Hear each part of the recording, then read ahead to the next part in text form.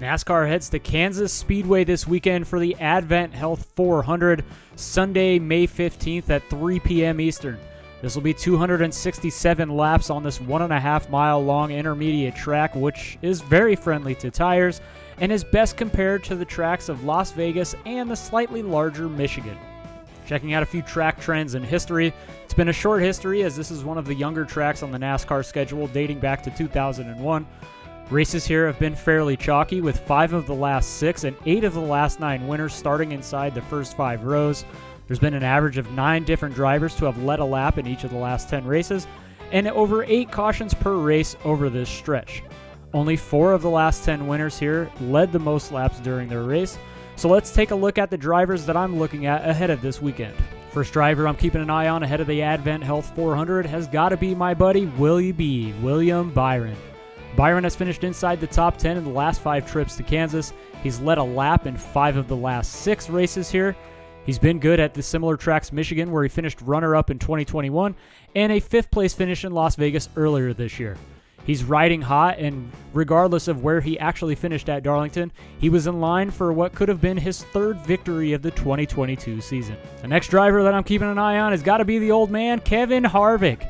Kevin Harvick finished 4th at Darlington this past Sunday, making it 13 consecutive top 10s at that track. He has 3 straight top 10s this season heading into this weekend. He's finished top 5 in 4 consecutive trips to Kansas. His worst finish here in the last 10 is actually 13th. He's led 9+ laps in 7 of the previous 8 races at Kansas prior to the 2 last year. And even more enticing, he's won at Michigan 4 times since the beginning of 2018, and he's finished top 5 in over 50% of all the intermediate size tracks since the beginning of 2019. The last guy on my list, Austin Dillon. I don't necessarily think he can win the race, but a top 10 is definitely within possibility. He's finished inside the top 10 in both races here last year and 11th in the fall of 2020.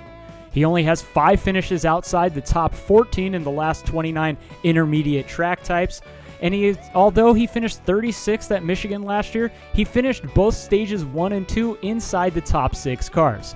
He's been pretty competitive leading up to this Sunday's race, with top 10s in 2 of his last 3 races, and a top 10 in 5 of the last 7 ahead of Kansas.